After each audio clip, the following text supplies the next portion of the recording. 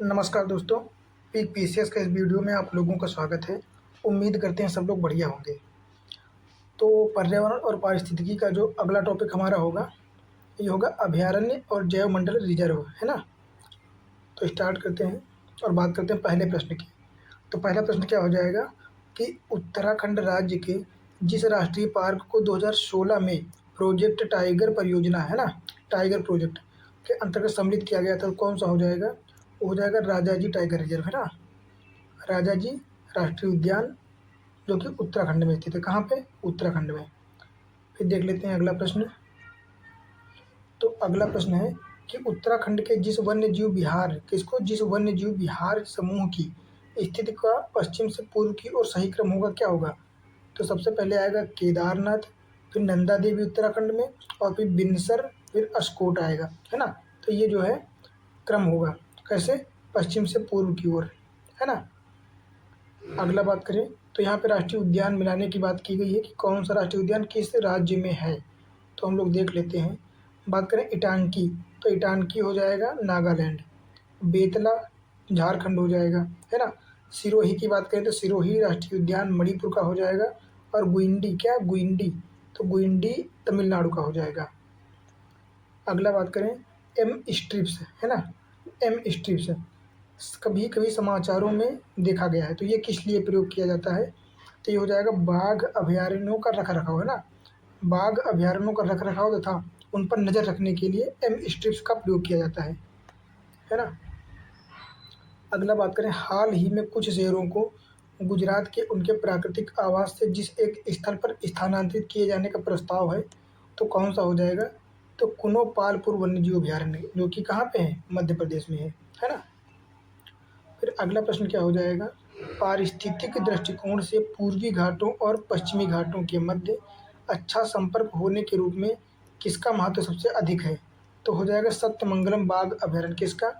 सत्यमंगलम बाघ अभयारण्य, है ना, टाइगर रिजर्व, जो कि सत्यमंगलम टाइगर टाइगर रिजर्व भी है ना। आरक्षित क्षेत्र भी है और टाइगर रिजर्व भी है। तो ये कहाँ पे हो जाएगा? ये हो जाएगा पश्चिमी और पूर्वी घाटों के मध्य बिंदु पर, संक्रमण क्षेत्र पर, है ना।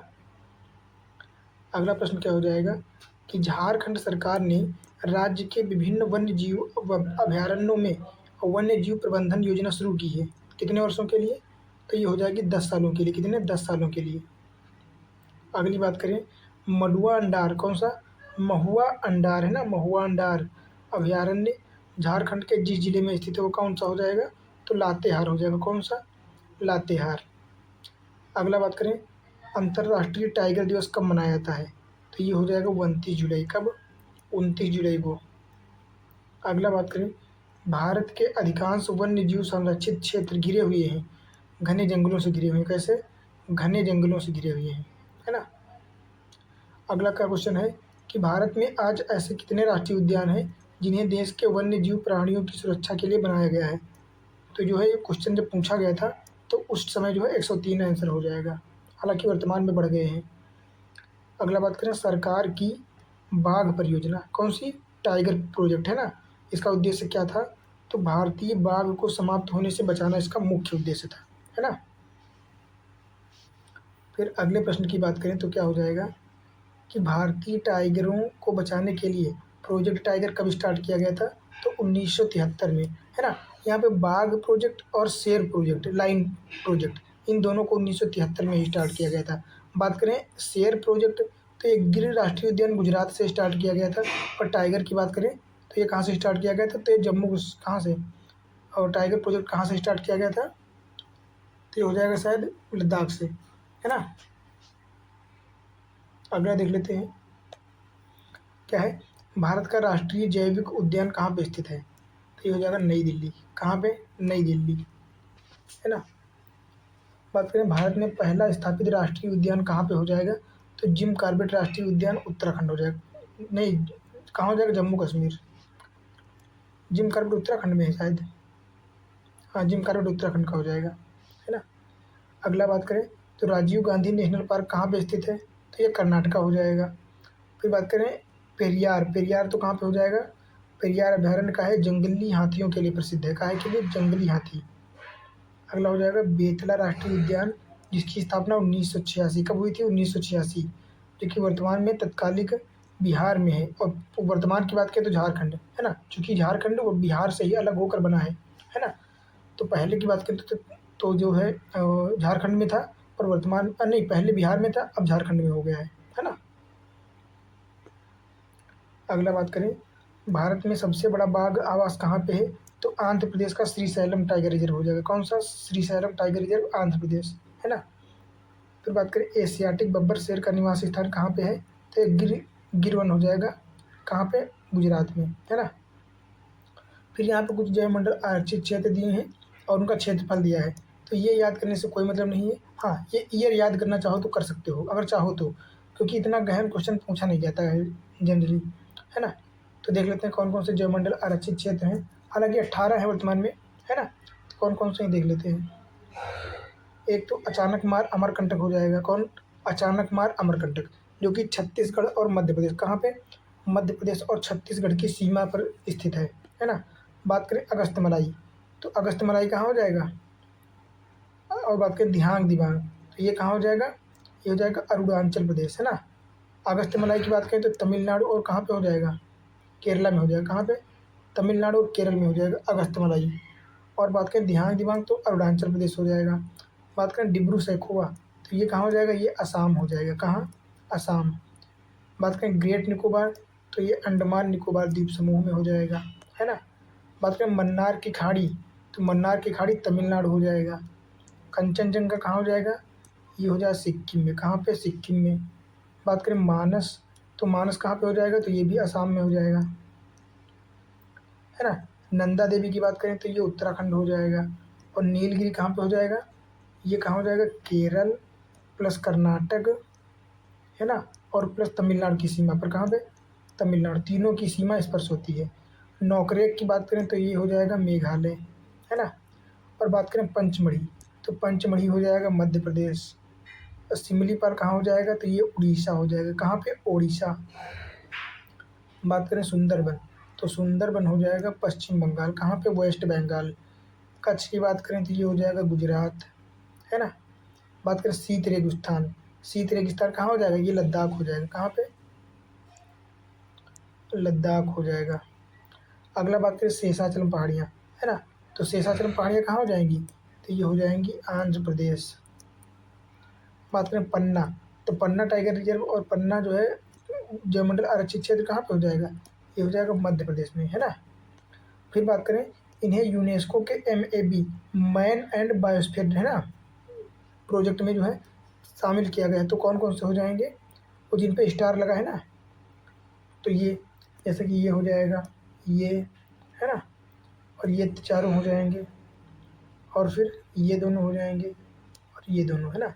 बाकी कौन कौन से MAB शामिल नहीं है, तो दिहांग दिबांग अरुणाचल प्रदेश, डिब्रू सैखोवा असम, ये नहीं होंगे। कंचनजंगा और ये मानस नहीं होंगे। इसके साथ कच्छ, शीत रेगिस्तान और शेषाचलम ये नहीं होंगे, है ना, ये MAB में शामिल नहीं है। अगला प्रश्न क्या हो जाएगा, जैव मंडल आरक्षित क्षेत्र कौन सा नहीं है, तो नल्ला मलाई, है ना, नल्ला मलाई, जो कि तमिलनाडु में स्थित है। अगला बात करें, केवलादेव घाना राष्ट्रीय उद्यान, जिसे पूर्व में भरतपुर पक्षी अभयारण्य के नाम से जाना जाता था, भरतपुर राजस्थान में स्थित है। यहाँ किस चीज़ की प्रजाति नहीं पाई जाती है, तो शेर, क्योंकि शेर जो है गुजरात में पाई जाती है। गिर राष्ट्रीय उद्यान कहाँ, गिर राष्ट्रीय उद्यान गुजरात।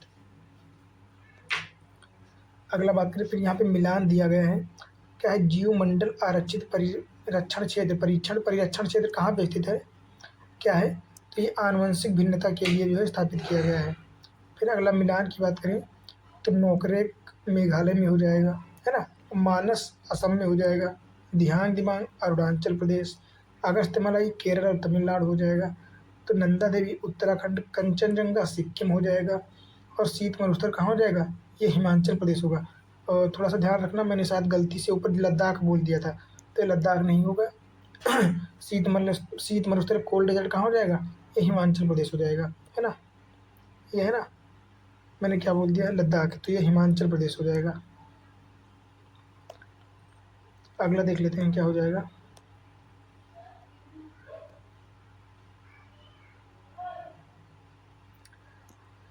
अगला प्रश्न दिया गया है, कि भारत सरकार ने अब तक 18 जैवमंडल आरक्षित क्षेत्र स्थापित किए हैं। कितने?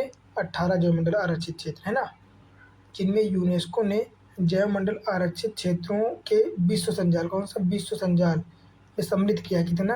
तो हो जाएंगे 10 को, 10 को जो है विश्व संजाल में शामिल किया है ना, वर्ल्ड हेरिटेज में। किसमें? वर्ल्ड हेरिटेज में। अगला बात करें, भारत के विभिन्न जैवमंडल भंडारों में से जो गारो पहाड़ियों में फैला हुआ है वो कौन हो जाएगा? तो नोकरेक हो जाएगा। कौन सा? नोकरेक, जो कि मेघालय में गारो पहाड़ियों में स्थित है ना, बसा हुआ है। फिर बात करें अगले प्रश्न की, तो क्या है अगला कि नंदा देवी जीवमंडल जिस राज्य में स्थित है, तो नंदा देवी उत्तराखंड में हो जाएगा। कहाँ हो जाएगा? उत्तराखंड में। बात करें विश्व धरोहर स्थल वर्ल्ड हेरिटेज साइट घोषित है, तो ये नंदा देवी जैवमंडल आरक्षित क्षेत्र में शामिल है ना, MAB में। बात करें भारत के जैवमंडल रिजर्व की सूची में हाल ही में 2009 में जोड़ा गया कौन? तो शीत मरुस्थल, जिसको कोल्ड डेजर्ट कहते हैं, है ना, जो कि कहाँ पे स्थित है? तो ये हिमाचल प्रदेश हो जाएगा। अगला क्या है कि राष्ट्रीय उद्यान की सीमा रेखा परिभाषित होती है किससे? विधान से। किससे? विधान से, है ना। वन्य प्राणी अभयारण्य में अनुमति किसकी? सीमित जीवी हस्तक्षेप की होती है ना, मतलब थोड़ी बहुत मात्रा में जैविक हस्तक्षेप किया जा सकता है, ना कि ज़्यादा। पर अगर बात करें राष्ट्रीय उद्यान, तो राष्ट्रीय उद्यान में किसी भी प्रकार का हस्तक्षेप नहीं हो सकता है ना।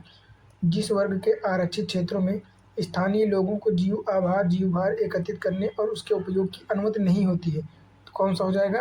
तो नेशनल पार्क हो जाएंगे, राष्ट्रीय उद्यान, है ना। बात करें जिस राष्ट्रीय उद्यान या अभयारण्य को विश्व प्राकृतिक धरोहर के नाम से जाना जाता है, तो हो जाएगा केवलादेव राष्ट्रीय उद्यान, भरतपुर, राजस्थान। कहाँ? केवलादेव राष्ट्रीय उद्यान, भरतपुर, राजस्थान हो जाएगा। अगला बात करें हाथी परियोजना कब शुरू की गई थी, तो फरवरी 1992 हो जाएगा। कब? फरवरी 1992। अगला बात करें जंगली गधों का अभयारण्य है कहाँ पे, तो गुजरात हो जाएगा। कहाँ हो जाएगा? गुजरात। बात करें एक सींग वाला गैंडा कहाँ पाया जाता है, तो ये पश्चिम बंगाल एवं असम दोनों जगह पाया जाता है। कहाँ कहाँ? पश्चिम बंगाल और असम में। बात करें अभयारण्य या सेंचुरी राइनो, है ना, वर सींग का राइनो कहाँ पे स्थित है, तो काजीरंगा। कहाँ हो जाएगा? काजीरंगा राष्ट्रीय उद्यान में, है ना। अगले की बात करें गैंडे को पुनर्वासित करने का कार्य जिस राष्ट्रीय उद्यान में चल रहा है, कौन सा हो जाएगा? तो दुधवा राष्ट्रीय उद्यान, उत्तर प्रदेश। कौन सा? दुधवा राष्ट्रीय उद्यान, उत्तर प्रदेश। किसको? गैंडों के पुनर्वासित करने का परियोजना। ये थोड़ा सा याद रखना आप लोग। अगला क्या हो जाएगा? उद्धव पक्षी विहार। कौन सा? उद्धव पक्षी विहार कहाँ पे है, तो साहेबगंज हो जाएगा। कौन सा? साहेबगंज, है ना। फिर यहाँ पे कुछ मिलान दिया गया है, तो Bandhavgarh tiger reserve national park कहाँ हो जाएगा? मध्य प्रदेश। और बांदीपुर राष्ट्रीय उद्यान, कर्नाटक। रेहला राष्ट्रीय उद्यान, हिमाचल प्रदेश हो जाएगा। कहाँ? हिमाचल प्रदेश। गिर राष्ट्रीय उद्यान की बात करें तो गुजरात हो जाएगा। क्या हो जाएगा? गुजरात, है ना। गिर राष्ट्रीय उद्यान, गुजरात। अगला बात करें उत्तर प्रदेश, राजस्थान, मध्य प्रदेश व पश्चिम बंगाल में से जिसमें सर्वाधिक संख्या में वन्य जीव अभयारण्य पाए जाते हैं या नेशनल पार्क और अभयारण्य, तो सबसे ज़्यादा मध्य प्रदेश में हो जाएंगे। कहाँ पे? MP में, है ना, मध्य प्रदेश। सर्वाधिक राष्ट्रीय पार्कों की संख्या 9 और 9 कहाँ पे हो जाएगी, तो एक तो अंडमान निकोबार द्वीप समूह में हो जाएगी, दूसरा MP में हो जाएगी। कहाँ? मध्य प्रदेश में। फिर यहाँ पे मिलान दिया गया है, तो नवाबगंज पक्षी विहार उन्नाव के उत्तर प्रदेश में हो जाएगा। कहाँ पे? उन्नाव में, है ना। ओखला पक्षी विहार ग्रेटर नोएडा हो जाएगा। और समस्तपुर पक्षी विहार कहाँ हो जाएगा? रायबरेली। बात करें पार्वती अरंगा पक्षी विहार, तो जयप्रकाश नगर गोंडा। कहाँ पे? जयप्रकाश नगर गोंडा हो जाएगा। बात करें साइबेरियन सारस के लिए आदर्श प्राकृतिक निवास स्थान कहाँ पे है, तो ये राजस्थान हो जाएगा। कहाँ हो जाएगा? ये राजस्थान हो जाएगा, है ना। फिर मिलान दिया है, तो राजाजी राष्ट्रीय उद्यान कहाँ हो जाएगा, ये उत्तराखंड में स्थित है ना। पिन वैली राष्ट्रीय उद्यान, कौन सा? पिन वैली राष्ट्रीय उद्यान, तो ये हिमाचल प्रदेश के लाहौल और स्पीति क्षेत्र में स्थित है। कहाँ पे? हिमाचल प्रदेश की लाहौल और स्पीति क्षेत्र में। अगला बात करें मिलान ही दिया गया है, तो बांदीपुर टाइगर रिजर्व कहाँ हो जाएगा? बांदीपुर, ये बाघ अभयारण्य। कैसा है? बाघ अभयारण्य। बात करें काजीरंगा, तो ये राष्ट्रीय उद्यान है ना। और एकल श्रृंग गैंडा मतलब एक सींग वाले गैंडे के लिए फेमस है। काहे के लिए? एक सींग वाले गैंडे के लिए फेमस है। बात करें सुंदरवन पश्चिम बंगाल, जो कि जैव मंडल एवं बाघ अभयारण्य दोनों है। क्या? जैव मंडल एवं बाघ अभयारण्य दोनों हो जाएगा। बात करें सिमली पाल टाइगर रिजर्व, तो ये हाथी हो जाएगा। कौन सा? सिमली पाल, जो कि उड़ीसा में है, ये हाथी अभयारण्य है ना। तो मैं यहाँ पे बता दूं कि ये काफ़ी इंपॉर्टेंट चारों टॉपिक हैं ना, मतलब चारों पॉइंट्स हैं, ये थोड़ा सा ध्यान देने वाले हैं। अगला बात करें सरिस्का एवं रणथंभौर जिस जानवर के लिए प्रसिद्ध हैं वो संरक्षित है। क्या हो जाएगा? बाघ है ना, बाघ हो जाएगा। कौन सा? बाघ। बात करें बाघों का प्रमुख रिजर्व सरिस्का कहाँ पे स्थित है? तो राजस्थान के अलवर जिले में। कहाँ पे? अलवर जिला राजस्थान है ना। बात करें सलीम अली राष्ट्रीय उद्यान, कौन सा? सलीम अली राष्ट्रीय उद्यान, जो कि जम्मू कश्मीर में स्थित है। कहाँ पे? जम्मू कश्मीर हो जाएगा है ना। बात करें चंद्रप्रभा वन्य जीव अभयारण्य 78 किलोमीटर स्क्वायर क्षेत्रफल में विस्तारित है, जो कि कहाँ पे है? तो चंद्रप्रभा चंदौली में हो जाएगा, उत्तर प्रदेश के चंदौली जिले में है ना।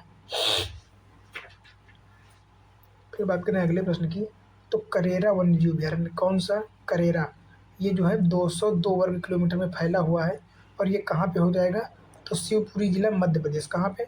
शिवपुरी जिला एमपी हो जाएगा है ना, करेरा वन्य जीव अभयारण्य।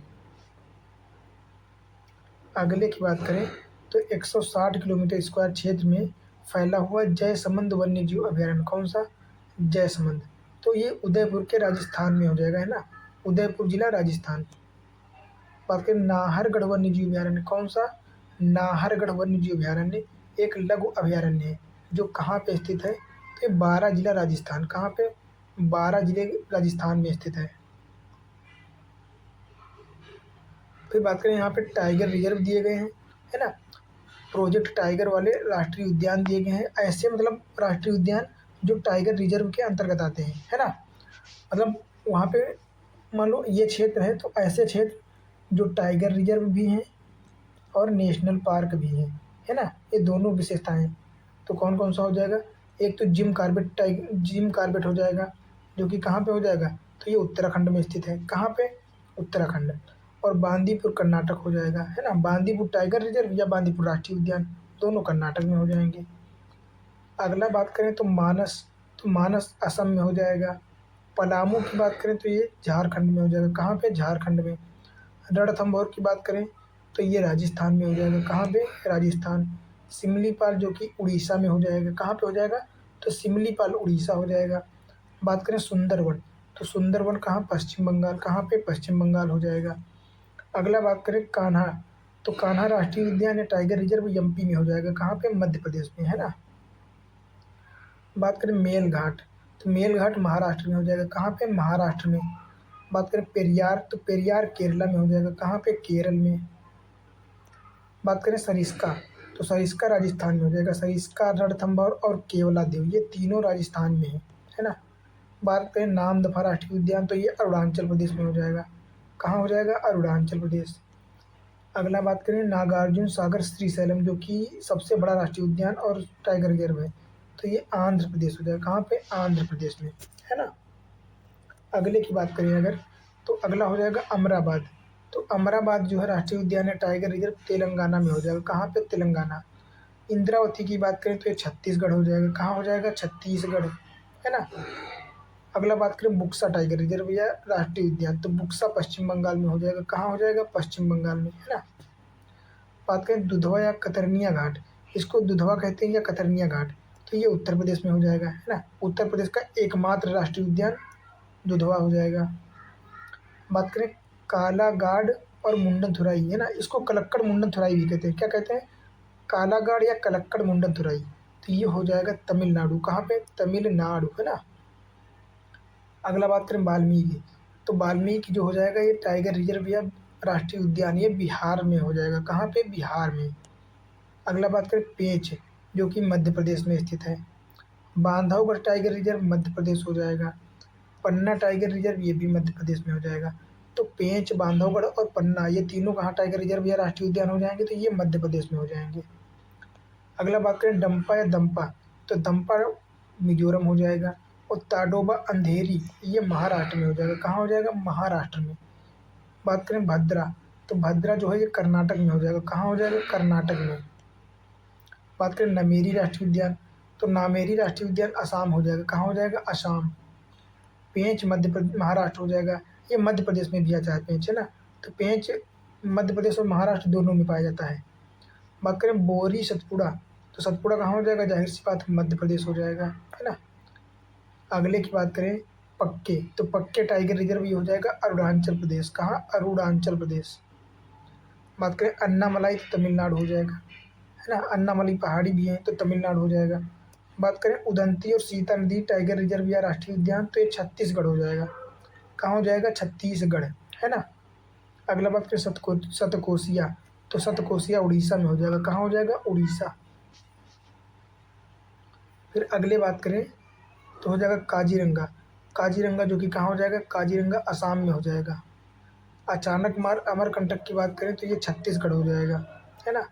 और दांडेली एनसी कहाँ हो जाएगा? ये कर्नाटक हो जाएगा। बात करें संजय दुबरी टाइगर रिजर्व या राष्ट्रीय उद्यान, तो ये एमपी में हो जाएगा। कहाँ हो जाएगा? मध्य प्रदेश। बात करें मुदुमलाई, तो ये तमिलनाडु हो जाएगा। नागरहोल कर्नाटक हो जाएगा। और पराम्बिकुलम और पेरियार ये दोनों केरल में हो जाएंगे, है ना। बात करें काउल, तो काउल हो जाएगा तेलंगाना। कहाँ पे हो जाएगा? तेलंगाना। और सह्याद्री की बात करें तो ये महाराष्ट्र हो जाएगा। कहाँ? सह्याद्री हो जाएगा महाराष्ट्र, है ना। फिर बात करें बीआरटी, है ना, बीआरटी ये कहाँ का हो जाएगा? ये कर्नाटका हो जाएगा। अगला बात करें सत्यमंगलम टाइगर रिजर्व, तो ये तमिलनाडु हो जाएगा। कहाँ? तमिलनाडु। फिर बात करें मुकुंद्रा हिल्स, मुकुंद्रा हिल्स राजस्थान हो जाएंगी। कहाँ हो जाएंगी? राजस्थान। फिर बात करें नवा गाँव, नवा गाँव या नए गाँव या नागजीरा, तो ये महाराष्ट्र हो जाएगा। कहाँ हो जाएगा? महाराष्ट्र। अगला बात करें अगर तो पीलीभीत जो कि कहाँ हो जाएगा? तो पीलीभीत ये हो जाएगा उत्तर प्रदेश में। कहाँ पे? उत्तर प्रदेश में। अब बोर टाइगर रिजर्व की बात करें तो ये महाराष्ट्र में हो जाएगा। कहाँ हो जाएगा? महाराष्ट्र में, है ना। राजा जी टाइगर रिजर्व की बात करें तो ये उत्तराखंड हो जाएगा। कहाँ? उत्तराखंड, है ना, यूके। ओरांग की बात करें तो ओरांग टाइगर रिजर्व असम में हो जाएगा। और कामलांग की बात करें तो ये अरुणाचल प्रदेश में हो जाएगा। कहाँ हो जाएगा? अरुणाचल प्रदेश, है ना। अगला बात करें तो भारत में बाघ संरक्षित परियोजना के अंतर्गत कौन सा नहीं है? तो चिल्का, चिल्का ये झील है उड़ीसा की, है ना। आर्द्र भूमि है, ना कि बाघ अभ्यारण्य। फिर बात करें बाघ आरक्षित क्षेत्र घोषित हैं कौन कौन से? तो एक तो बांदीपुर कर्नाटक हो जाएगा, मानस असम हो जाएगा और सुंदरबन पश्चिम बंगाल, ये तीनों हो जाएंगे, है ना। कौन कौन से? बांदीपुर, मानस और सुंदरबन। अगला प्रश्न है कि भारत के टाइगर रिजर्व में से जो मिजोरम में अवस्थित है, तो डंपा मिजोरम हो जाएगा। कौन सा? डंपा। अगले की बात करें तो बुक्सा बाघ आरक्षित क्षेत्र टाइगर रिजर्व पश्चिम बंगाल, डंपा मिजोरम, और नामेरी या ओरांग तो ये असम हो जाएगा। और नामदफा टाइगर रिजर्व कहाँ हो जाएगा? अरुणाचल प्रदेश। कहाँ पे? अरुणाचल प्रदेश। फिर बात करें बाघ आरक्षित क्षेत्र दो राज्यों में विस्तृत है। एक तो पेंच पेंच पेंच मध्य प्रदेश और महाराष्ट्र। कहाँ कहाँ पे? तो ये हो जाएगा एमपी और महाराष्ट्र, है ना। तो बात करें बाघ अभ्यारण्य कहाँ कहाँ है, तो कान्हा टाइगर रिजर्व मध्य प्रदेश हो गया, रणथंभौर राजस्थान और बांधवगढ़ मध्य प्रदेश। बात करें काजीरंगा जो है ये गैंडों के लिए फेमस है। कहाँ पे है काजीरंगा? तो असम में हो जाएगा। कहाँ? असम। अगला बात करें अगर तो गर्म पानी कहाँ पाया जाता है? गर्म पानी अभ्यारण्य, तो ये असम हो जाएगा। और पाखल की बात करें तो ये आंध्र प्रदेश। और सरिस्का की बात करें तो राजस्थान, है ना। हालांकि ये दोनों तो मैंने भी पहली बार सुना था जब पढ़ा था इस बुक को पहली बार, है ना। तो ये दोनों थोड़ा सा ध्यान रखना। बाकी लास्ट बात पता ही होगा सबको वैसे भी।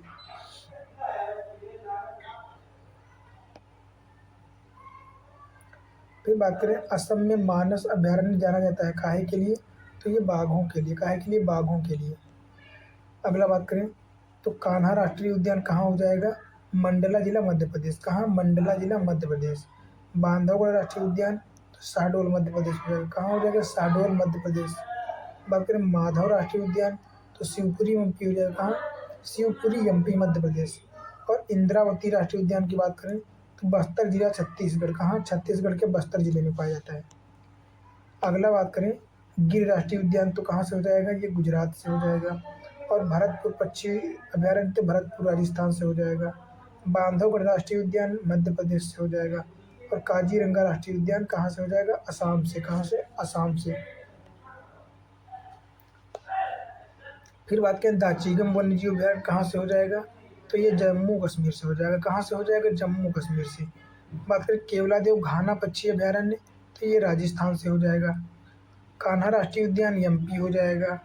बात करें पेरियार और पराम्बिकुलम, तो ये दोनों केरल से हो जाएंगे। कहाँ से हो जाएंगे? ये दोनों केरल से हो जाएंगे, पेरियार और पराम्बिकुलम, है ना। अब हम बात करेंगे दाचीगम राष्ट्रीय उद्यान। तो दाचीगम राष्ट्रीय उद्यान जम्मू कश्मीर में पाया जाएगा। कहाँ पे? जम्मू कश्मीर। और पापीकोंडा तो हो जाएगा आंध्र प्रदेश या तेलंगाना। बात करें संजय राष्ट्रीय उद्यान, तो ये मध्य प्रदेश में। कहाँ से? मध्य प्रदेश से हो जाएगा।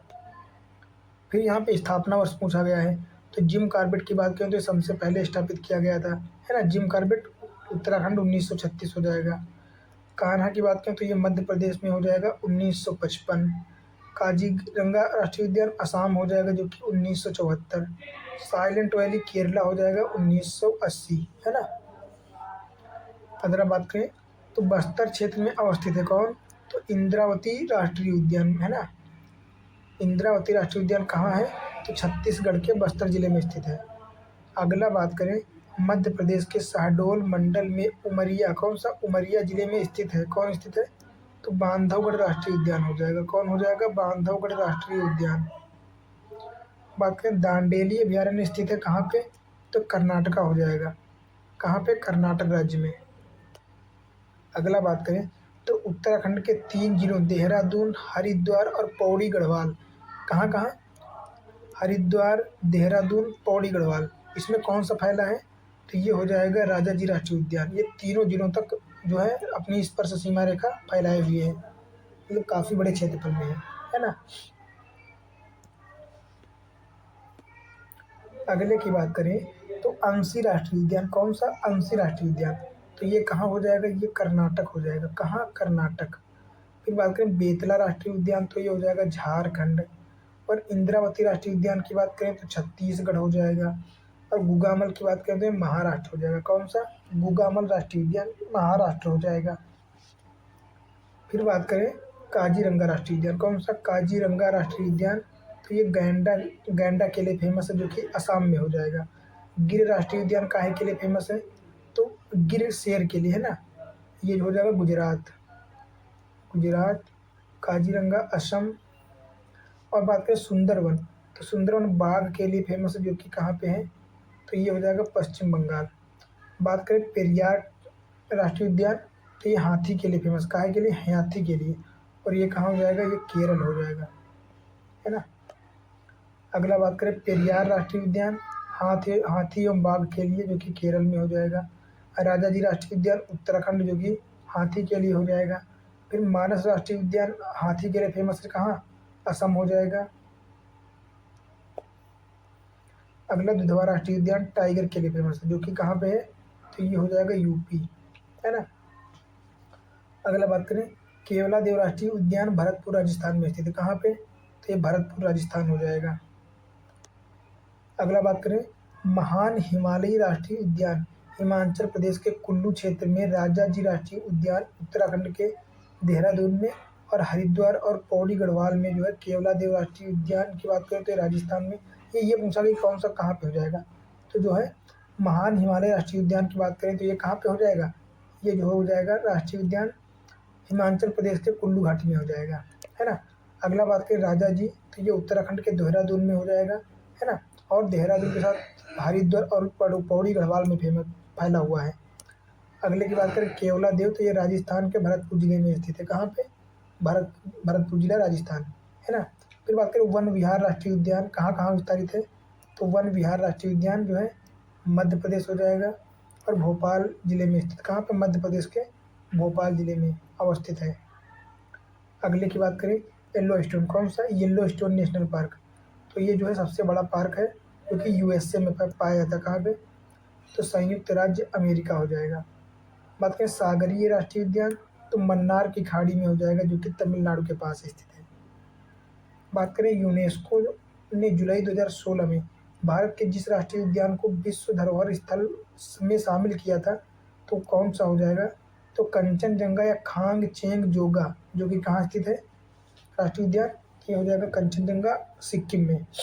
कहाँ पे? सिक्किम में। अगले की बात करें तो जो है यहाँ पे सही सुमेलित करना है ना। तो बायोस्फीयर रिजर्व की खोज किसने की थी? तो एडवर्ड सुयस ने, है ना। मतलब बायोस्फीयर रिजर्व शब्द का प्रयोग सर्वप्रथम किसने किया था?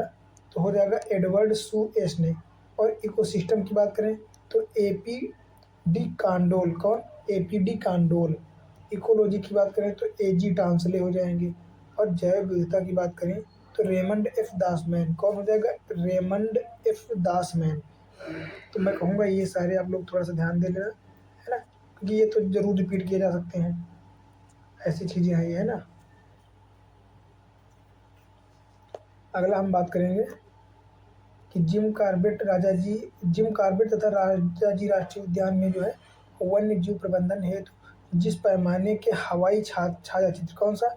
हवाई छायाचित्र उपयुक्त हैं, ये लघु पैमाने वाले हवाई छायाचित्र। कौन से? लघु पैमाने वाले, ना कि बड़े पैमाने वाले।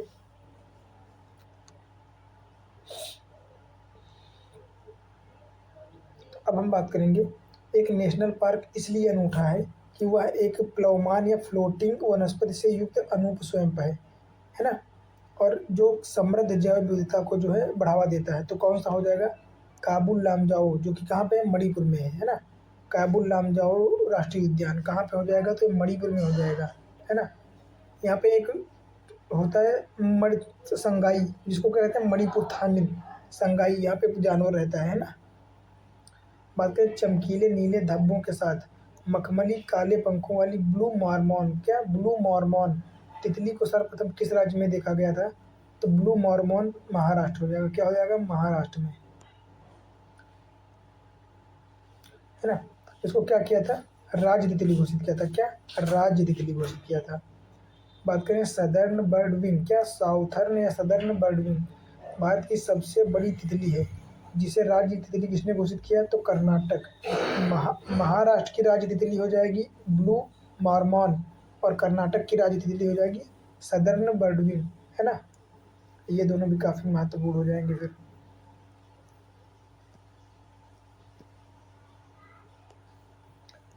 बात करें यूनेस्को द्वारा man and biosphere reserve programme जो है कब स्टार्ट किया गया था? MAB, तो 1971। कब? 1971 में, है ना। अगला बात करें ग्रेट हिमालय राष्ट्रीय पार्क, जिसे यूनेस्को ने विश्व धरोहर स्थल में शामिल किया है, तो ये कहाँ पे पाया जाता है? तो ये हिमाचल प्रदेश राज्य में स्थित है। कहाँ पे? हिमाचल प्रदेश हो जाएगा। फिर अगला हो जाएगा नीलगिरी, नंदा देवी, सुंदरबन तथा मन्नार की खाड़ी में, इनमें से यूनेस्को द्वारा प्रमाणित क्षेत्र की दृष्टि से, है ना, भारत की सबसे बड़ी बृहत्तम जैवमंडलीय निधि क्या हो जाएगी? तो ये हो जाएगी मन्नार की खाड़ी, है ना, मन्नार की खाड़ी। अगला बात करें मेघालय स्थित गारो खासी रेंज का एक भाग क्या हो जाएगा? तो ये गारो पहाड़ियाँ हो जाएंगी। क्या? गारो पहाड़ियाँ, है ना। बात करें लोकटक झील भारत में ताजे पानी या मीठे पानी की सबसे बड़ी झील है, जो कहाँ पे स्थित है? तो ये हो जाएगी मणिपुर में। कहाँ पे? मणिपुर में। बात करें यहाँ पूर्वी हिमालय जैव विविधता हॉटस्पॉट एरिया में सबसे बड़ा जो है संरक्षित क्षेत्र हो जाएगा, तो नामदफा हो जाएगा। कौन सा? नामदफा, जो कि कहाँ पे है? तो नामदफा अरुणाचल प्रदेश में है, जो कि पूर्वी हिमालय के हॉटस्पॉट क्षेत्र में आता है ना। अगला बात करें भारत का 16वां जैवमंडल क्षेत्र जो है किसको माना गया था? शीत मरुस्थल। किसको? शीत मरुस्थल। और ये कहाँ स्थित है? तो ये हिमाचल प्रदेश हो जाएगा। कहाँ हो जाएगा? हिमाचल प्रदेश। अगला बात करें 5 मौसमों का बाग कहाँ पे स्थित है? तो महरौली के समीप। कहाँ? महरौली, है ना।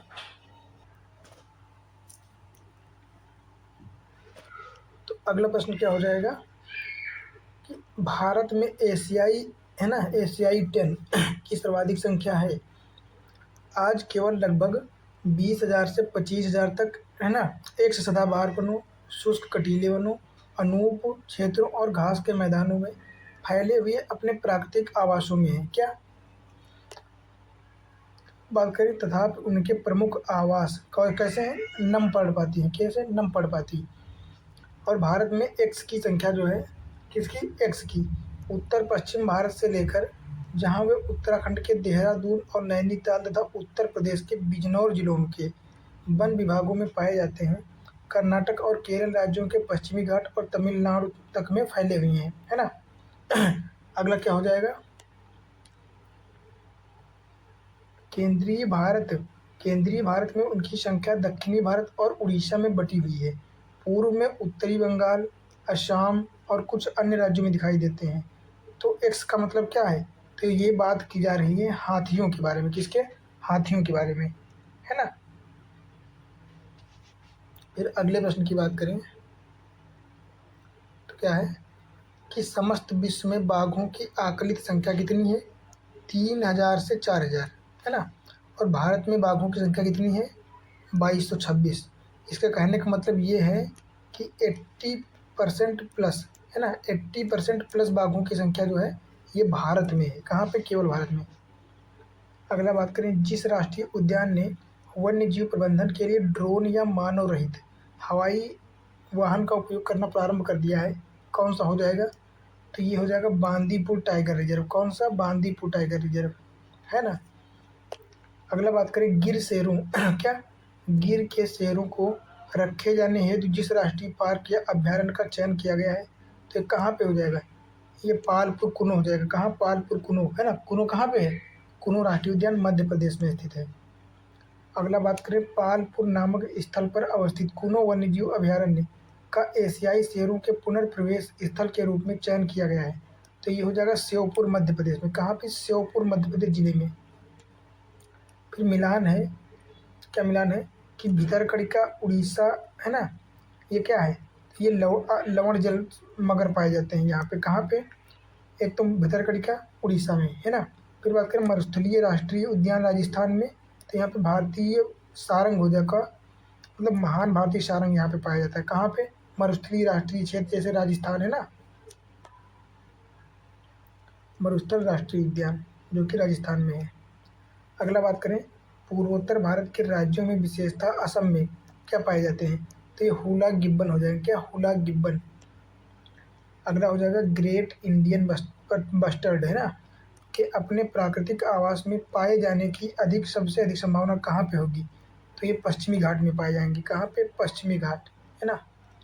फिर अगला प्रश्न क्या है कि इसका प्राकृतिक आवास पश्चिमी घाट है ना। और इस पक्षी का वैज्ञानिक नाम क्या है, ब्यूसेरस बाइकॉर्निस। क्या, ब्यूसेरस बाइकॉर्निस। यह पक्षी एक विशेष प्रकार का घोंसला बनाता है। वनों की कटाई होने से इस पक्षी के प्राकृतिक आवास के जो है ह्रास होता है, नष्ट हो जाते हैं। तो हो जाएगा ग्रेट इंडियन हॉर्नबिल। क्या, ग्रेट इंडियन हॉर्नबिल। अगले की बात करें, काजीरंगा राष्ट्रीय उद्यान कहाँ पे है, तो ये हो जाएगा मेलाघाट नवागांव, है ना। काजीरंगा असम में हो जाएगा। कहाँ पे, असम में। कुद्रेमुख की बात करें तो चिकमंगलूर कर्नाटका में हो जाएगा।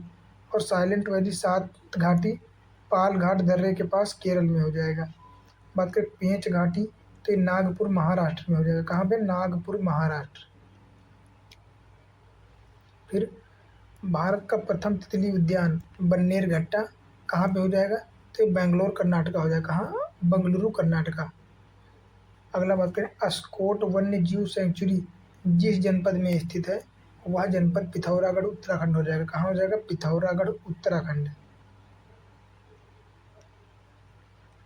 अगला प्रश्न क्या है, बांदीपुर बाघ आरक्षित क्षेत्र कहाँ पे हो जाएगा, तो ये कर्नाटक में हो जाएगा। कहाँ, कर्नाटक। मेलघाट की बात करें तो ये महाराष्ट्र हो जाएगा। और बुक्सा टाइगर रिजर्व पश्चिम बंगाल। और पाकुई जो कि अरुणाचल प्रदेश में हो जाएगा। कहाँ पे, अरुणाचल प्रदेश। इसको पक्के टाइगर रिजर्व भी कहते हैं। बात करें जिम कॉर्बेट राष्ट्रीय उद्यान अपना जल प्राप्त करता है कहाँ से, तो जिम कॉर्बेट से होकर निकलती है रामगंगा नदी, है ना, जो कि गंगा की एक बड़ी सहायक नदी है। और ये बाएं से मिलती है गंगा में, कैसे, बाईं तरफ से। बात करें नेशनल पार्कों में से जिसकी जलवायु उष्णकटिबंधीय से उपोष्ण शीतोष्ण और आर्कटिक तक परिवर्तित होती है वो कौन सा हो जाएगा, तो नामदफा टाइगर रिजर्व हो जाएगा जो कि अरुणाचल प्रदेश में हो जाएगा। कहाँ पे, नामदफा नेशनल पार्क अरुणाचल प्रदेश, है ना। अगला बात करें तो बुक्सा बाग परियोजना जो है ये कहाँ से संबंधित है, तो ये पश्चिम बंगाल राज्य से, कहाँ से हो जाएगी, पश्चिम बंगाल राज्य से संबंधित। बात करें शुक्ला फांटा, क्या शुक्ला फांटा वन्य जीव अभयारण्य कहाँ है, तो ये नेपाल में हो जाएगा, और ये हमको भी नहीं पता था, तो ये थोड़ा सा ध्यान रखने ला, है ना। नहीं वो नहीं, ये सॉरी, ये शुक्ला फांटा है ना।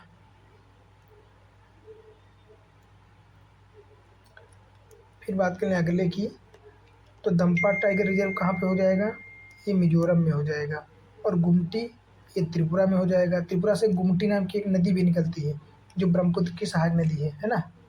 सारामती की बात करें तो ये नागालैंड हो जाएगा, सारामती की चोटी। फिर बात करें जिम कॉर्बेट राष्ट्रीय उद्यान से होकर कौन कौन सी नदी प्रवाहित होती है, तो एक तो रामगंगा नदी और कोसी नदियाँ, कौन कौन सी, राम गंगा और कोसी नदियाँ हो जाएंगी। बात करें ब्रह्मपुत्र, दिफ्लू, मोरा दिफ्लू एवं मोरा धनसिरी नदियाँ ये प्रवाहित होती कहाँ, तो काजीरंगा राष्ट्रीय उद्यान से होकर प्रवाहित होती हैं। ये पॉइंट तो 5 स्टार रेटिंग वाला है भाई, ये रट लेना आप लोग, है ना, क्योंकि पूछ लिया जाता है कौन सी नदी कौन से राष्ट्रीय उद्यान से होकर गुजरती है। तो ब्रह्मपुत्र, दिफ्लू और मोरा धनसिरी ये सभी काजीरंगा राष्ट्रीय उद्यान असम से होकर गुजरती हैं, कहाँ से, असम से होकर, है ना। अगला हो जाएगा साइलेंट वैली राष्ट्रीय उद्यान जो कि कहाँ, केरल में स्थित है। तो यहाँ से कौन सी, यहाँ से भरत पूजा की सहायक कुंती पूजा, है ना, भरत पूजा की सहायक कुंती पूजा जो है नदी बहती है। अगले की बात अगर करें तो पंजाब प्रांत में ब्यास और सतलुज के संगम पर स्थित है, तो ये हरिके आर्द्रभूमि हो जाएगी, कौन सी, हरिके आर्द्रभूमि, है ना। फिर बात करें राजस्थान प्रांत के भरतपुर में गंभीर और बाणगंगा, कौन सी, गंभीर और बाणगंगा नदी पर कौन सा जो है संगम, मतलब कौन सा राष्ट्रीय उद्यान स्थित है इनके संगम पर, किसके, बाणगंगा और गंभीर के, तो केवलादेव घाना राष्ट्रीय उद्यान, कौन सा हो जाएगा, केवलादेव घाना राष्ट्रीय उद्यान हो जाएगा। अगला प्रश्न क्या हो जाएगा कि आंध्र प्रदेश में कृष्णा और गोदावरी, है ना, कृष्णा और गोदावरी के डेल्टा में स्थित ताजे पानी की झील कौन सी हो जाएगी, तो ये हो जाएगी कोलेरू झील, कौन सी, कोलेरू झील। और ये कैसी झील है, ये एक लैगून झील है ना, कैसी है, लैगून झील है। लैगून झील कैसी होती है, लैगून झील ऐसी होती है ना। ये मान लेते हैं ये कोई स्टेट है, मान लेते हैं आंध्र प्रदेश है ना, तो इसका पानी, समुद्र का पानी इसमें आता रहता है और समुद्र से इसमें, है ना, इसका जो है प्रवाह खुला रहता है। ऐसी नदियों को, झीलों को लैगून झील कहते हैं। फिर अगला प्रश्न है, भारत में सर्वप्रथम एक समुद्री सेंचुरी, है ना, जिसकी सीमाओं के अंतर्गत प्रवाल भित्तियाँ, मोलस्का, डॉल्फिन, कछुए और अनेक प्रकार के समुद्री पक्षी हैं, तो ये कहाँ पे स्थापित किया गया है, तो कच्छ की खाड़ी गुजरात, कहाँ पे, कच्छ की खाड़ी गुजरात हो जाएगा।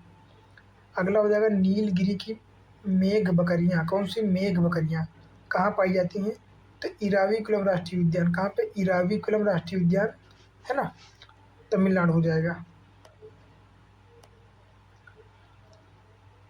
अगले प्रश्न की बात करें तो बात करें बोंडला वन्यजीव अभयारण्य, कौन सा, बोंडला, तो ये गोवा में हो जाएगा। और कांगेर घाटी राष्ट्रीय उद्यान, तो ये छत्तीसगढ़ हो जाएगा। ओरंग राष्ट्रीय उद्यान, है ना, ये हो जाएगा असम। और उषा कोठी वन्यजीव अभयारण्य, तो ये उड़ीसा हो जाएंगे। इसमें से दो थोड़े से ज़्यादा इंपॉर्टेंस है, एक तो ये और एक ये, चूँकि ये जनरली किसी को याद नहीं होते हैं ना। फिर अगला बात करें तो जिसे मिनी काजीरंगा, है ना, तो मिनी काजीरंगा किसको कहते हैं, ओरांग राष्ट्रीय उद्यान जो कि असम हो जाएगा, कौन, नामेरी ओरांग वन्यजीव अभयारण्य असम हो जाएगा। फिर बात करें चिनार वन्यजीव अभयारण्य, कौन सा, चिनार वन्यजीव विहार जो है ये केरल में स्थित है, कहाँ पे, केरल में हो जाएगा। और सुल्तानपुर बर्ड सेंचुरी कहाँ पे हो जाएगा, तो ये गुड़गांव हरियाणा हो जाएगी, कहाँ पे, गुड़गांव या गुरुग्राम हरियाणा। बात करें तमिलनाडु का पक्षी विहार कहाँ पे अवस्थित है, तमिलनाडु, तो एक करकली, है ना, कारिकिली तमिलनाडु में हो जाएगा। बात करें जिस देश में उसके कुल क्षेत्रफल का 30% से अधिक क्षेत्र राष्ट्रीय पार्क के अंतर्गत है, तो ये भूटान हो जाएगा, कहाँ, भूटान। फिर बात करें विश्व का सबसे बड़ा वनस्पतिक उद्यान कहाँ पे हो जाएगा, तो इंग्लैंड में हो जाएगा, क्यू है ना, क्यू इंग्लैंड में।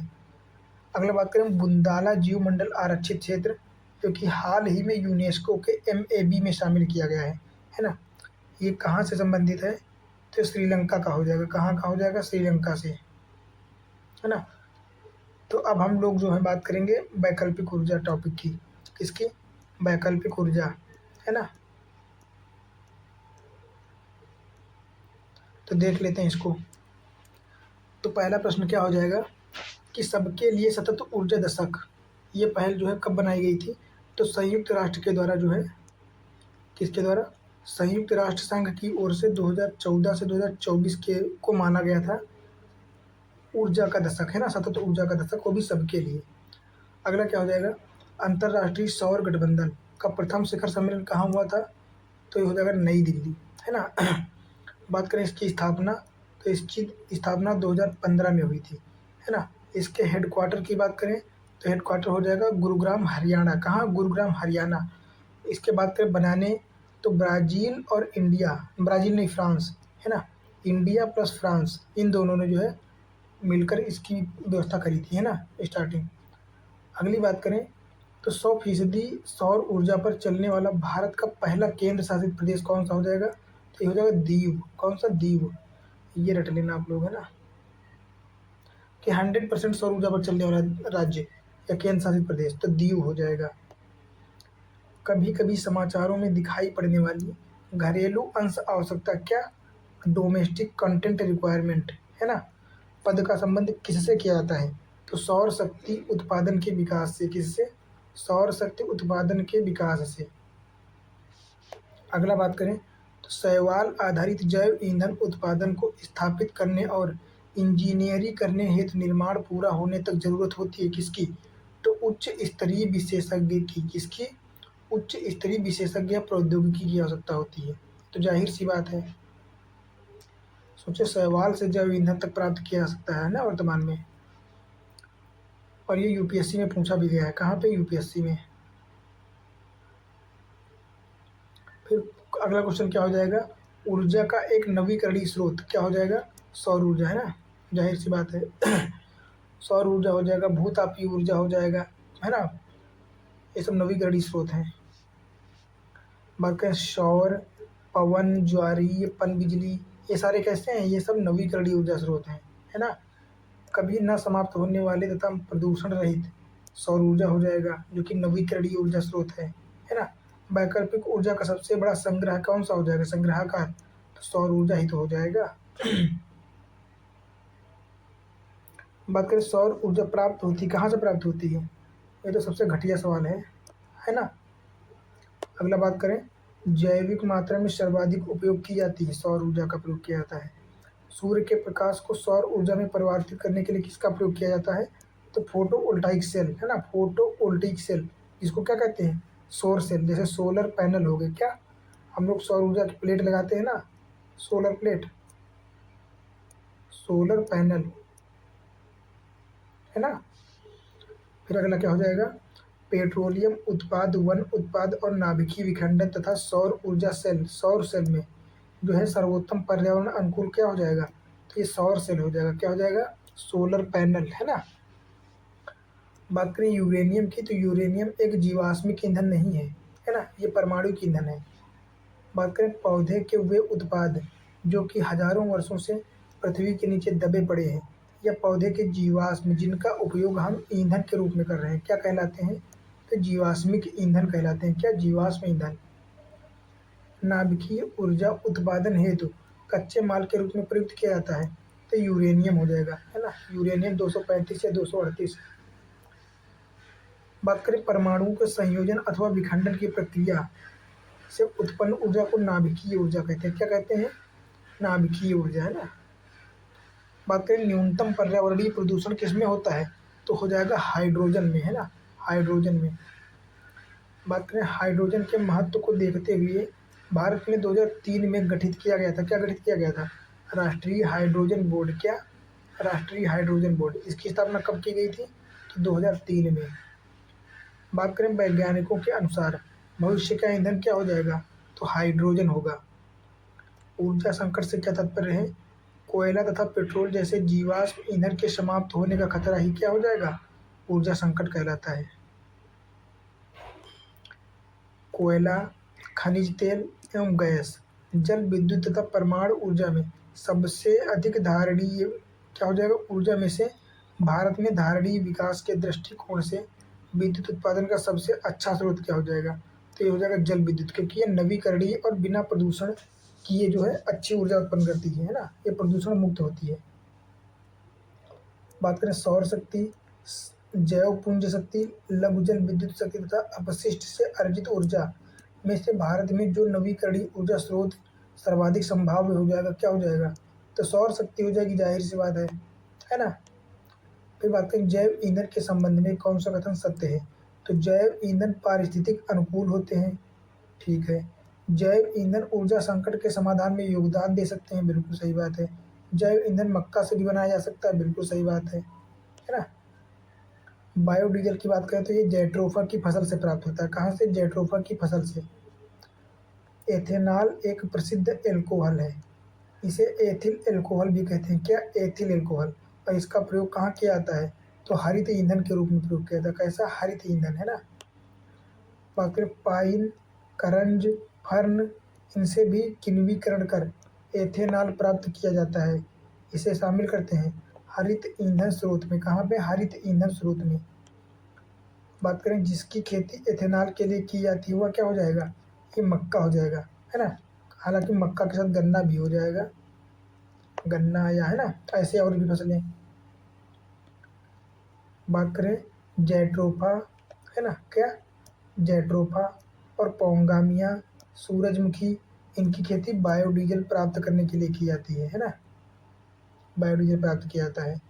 बात करें नाभिकीय शक्ति परियोजनाओं के अंतर्गत जो है पर्यावरणीय प्रभाव जिनका अध्ययन किया जाना तथा हल निकालना आवश्यक है, वे क्या हो जाएंगे, तो जो है वायु, मृदा एवं जल का रेडियोधर्मी प्रदूषण, वन अपरोपण तथा पेड़ पौधों एवं जंतु समूह की क्षति, और रेडियो अपशिष्ट का निस्तारण, है ना, रेडियोधर्मी अपशिष्ट का निस्तारण, ये सारे काम महत्वपूर्ण हैं। अगला बात करें अंतर्राष्ट्रीय सौर गठबंधन का प्रारंभ 2015 में किया गया था, है ना, संयुक्त राष्ट्र जलवायु परिवर्तन के सम्मेलन में। अगला बात करें कर्क और मकर रेखा के मध्य स्थित 121 देशों का समूह है जो अपनी ऊर्जा आवश्यकताओं के लिए सूर्य द्वारा ऊर्जा प्राप्त करता है, क्या हो जाएगा, तो ये सौर गठबंधन हो जाएगा, कौन सा, ISA, अंतर्राष्ट्रीय सौर गठबंधन। इसके मुख्यालय की बात करें तो फरीदाबाद हरियाणा हो जाएगा, कहाँ हो जाएगा, फरीदाबाद हरियाणा भारत हो जाएगा।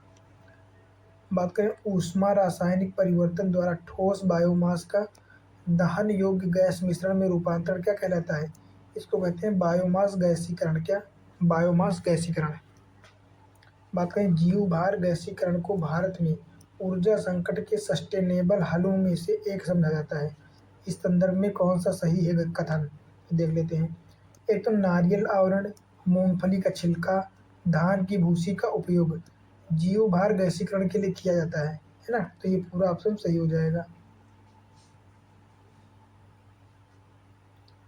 फिर बात करें अगले की, तो नारियल आवरण, है ना, और मूंगफली के छिलके, धान की भूसी आदि के द्वारा उत्पन्न गैसों का उपयोग बिजली पैदा करने वाले जनरेटर से जुड़े उपयुक्त रूप से डिजाइन किए गए अंतर्धान इंजन में किया जाता है, किसके रूप में, तो डीजल की जगह पे, किसकी, डीजल की जगह पे प्रयोग किया जा सकता है।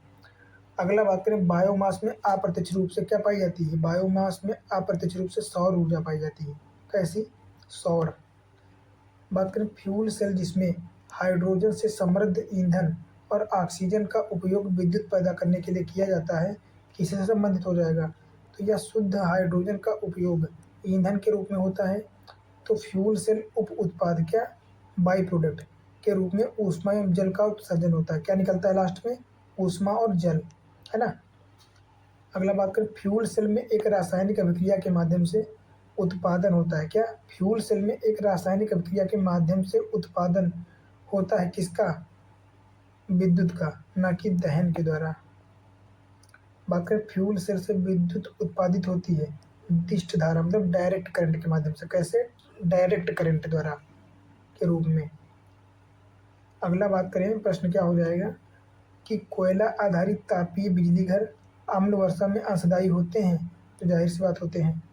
कोयले के जलने पर कार्बन डाइऑक्साइड उत्सर्जित होती है तो बिल्कुल सही बात है, लेकिन इसका इससे कोई संबंध ही नहीं है ना? ये ऑप्शन अपना अलग वो बातों को साबित करता है, निष्कर्षित करता है, और इसका मतलब अलग हो जाएगा, है ना? फिर बात करें सल्फर डाइऑक्साइड के लिए उत्तरदायी है। क्या उत्तरदायी है? तो कोयले में सल्फर की उपस्थिति आवश्यक है ना? बात करें सूक्ष्म जैविक ईंधन कोशिकाएं, जिनको माइक्रोबियल फ्यूल सेल कहते हैं। क्या? माइक्रोबियल फ्यूल सेल ऊर्जा का सस्टेनेबल स्रोत समझी जाती है, क्योंकि ये जीवित जीवों को उत्प्रेरक के रूप में प्रयुक्त कर कुछ सब स्टेटों से विद्युतीय उत्पादन कर सकती हैं, है ना? अगला क्या हो जाएगा? ये विविध प्रकार के अजैव पदार्थ सब स्ट्रेट के रूप में प्रयुक्त करती हैं, और ये जल का शोधन और विद्युत उत्पादन करने के लिए अपशिष्ट जल शोधन संयंत्रों में स्थापित की जा सकती हैं, है ना? अगला प्रश्न क्या हो जाएगा कि जैव परिवर्तनीय सबस्ट्रेट्स में उपलब्ध रासायनिक ऊर्जा को सीधे विद्युतीय ऊर्जा में परिवर्तित किया जा सकता है। कैसे? तो सूक्ष्म जैविक ईंधन कोशिकाओं के माध्यम से। कैसे? सूक्ष्म जैविक ईंधन कोशिकाओं के माध्यम से, है ना? क्या हो जाएगा इनको? माइक्रोफ्यूल सेल्स, है ना? माइक्रोफ्यूल सेल्स। अगला, भारत में संप्रति उपलब्ध प्रौद्योगिक स्तर को देखते हुए सौर ऊर्जा का सुविधा से उपयोग किया जा सकता है। क्या हो जाएगा? एक तो आवासीय भवनों को गर्म पानी की पूर्ति करने के लिए, लघु सिंचाई परियोजनाओं के लिए, और जो है सड़क प्रकाश व्यवस्था, इन सारे कामों के लिए जो है किया जा सकता है। फिर अगले की बात करें तो जो है भारत में जैविक डीजल के उत्पादन के लिए जैड्रोफा करकास, क्या? जैड्रोफा करकास के अलावा पैंगामिया पिनाटा आदि को भी एक उत्तम विकल्प माना जाता है। क्यों माना जाता है? तो क्योंकि भारत के अधिकांश शुष्क क्षेत्रों में पैंगामिया पिनाटा प्राकृतिक रूप से उगता है। कैसा? मतलब उपस्थिति अच्छी खासी पाई जाती है। तो बात करें पैंगामिया पिनाटा के बीजों में लिपिड अंश बहुतायत होता है। लिपिड का भाग जो है ज़्यादा मात्रा में होता है, जिससे लगभग आधा ओलिक अम्ल होता है। क्या? जिसमें आधा लगभग ओलिक अम्ल होता है। फिर अगला प्रश्न क्या हो जाएगा कि भूतापीय ऊर्जा का स्रोत कहाँ पे नहीं है? तो गंगा डेल्टा का मैदान, गंगा डेल्टा जो है इस यहाँ पे भूतापीय ऊर्जा का निर्माण नहीं होता है, या स्रोत नहीं है। अगला बात करें पृथ्वी की भूपर्पटी में पाए जाने वाले उष्ण जल से प्राप्त होने वाली वह ऊर्जा जिसका उपयोग मानव अपने विभिन्न कार्यों के लिए करता है, तो क्या कहलाएगी? भूतापीय ऊर्जा कहलाती है। क्या कहलाती है? भूतापीय ऊर्जा, है ना? फिर बात करें तो भारत में भूतापीय ऊर्जा स्रोत के प्रमुख क्षेत्र कौन कौन से हो जाएंगे? एक तो हिमालय हो जाएगा। कौन? हिमालय। दूसरा खंभात की खाड़ी, जो कि गुजरात में है। फिर सोनाटा हो जाएगा। क्या? सोनाटा। सोनाटा मतलब सोन, नर्मदा और ताप्ती, ये तीनों नदियां की डेल्टा। कौन? सोन, नर्मदा, ताप्ती। सोनाटा, सोन, नर्मदा, ताप्ती, है ना? अन्य की बात करें तो पश्चिमी घाट में गोदावरी बेसिन हो जाएगा, महानदी बेसिन हो जाएगा, है ना? तो ये काफ़ी महत्वपूर्ण है।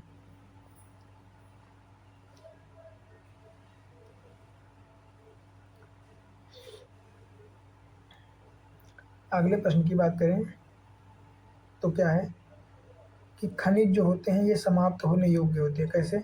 खनिज समाप्त हो सकते हैं।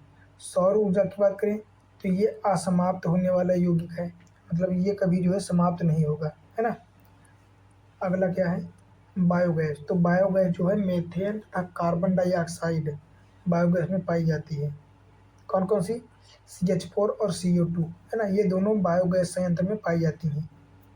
अगला बात करें वन अपरोपण, जो कि वर्षा। वन अपरोपण किससे संबंधित है? तो ये संबंधित हो जाएगा वर्षा से। किससे? वर्षा से। अगला बात करें जैव मूल एस्फाल्ट, बायो एस्फाल्ट पर मूल सीमा शुल्क की पूरी छूट प्रदान की गई है। इस पदार्थ का महत्व क्या है? तो इसका क्या महत्व है? पारंपरिक एस्फाल्ट के विपरीत बायो एस्फाल्ट जो होते हैं ये जीवाश्म ईंधनों पर आधारित नहीं होते हैं। क्या? ये जीवाश्म ईंधनों पर आधारित नहीं होते हैं, है ना? बायो एस्फाल्ट जैव अपशिष्ट पदार्थों से निर्मित हो सकता है। बायो एस्फाल्ट से सड़कों की ऊपरी सतह बिछाना पारिस्थितिकी के अनुकूल है। किसके? पारिस्थितिकी के अनुकूल है ना? अगले की बात करें तो क्या है कि कि बायो एस्फाल्ट, जिसको क्या कहते हैं, डामर, है ना, डामर का विकल्प क्या है ना, बायो एस्फाल्ट डामर का विकल्प है, जिसका निर्माण नवीकरणीय स्रोतों से किया जाता है। कैसे किया जाता है? नवीकरणीय स्रोतों से, जो कि गैर पेट्रोलियम आधारित होता है। कैसा होता है? ये गैर पेट्रोलियम आधारित होता है ना। तो जो है इस प्रकार से ईंधन वाला भी चैप्टर ख़त्म हो गया है। तो अब हम लोग बात करेंगे किसकी? अब हम लोग बात करेंगे प्रदूषण, जो कि काफ़ी महत्वपूर्ण है ना, क्योंकि यहाँ से क्वेश्चन बहुत ज़्यादा आते हैं। कितने? बहुत ज़्यादा। तो इसको हम लोग देखेंगे अगले जो है, अभी देखेंगे। तो देख लेते हैं।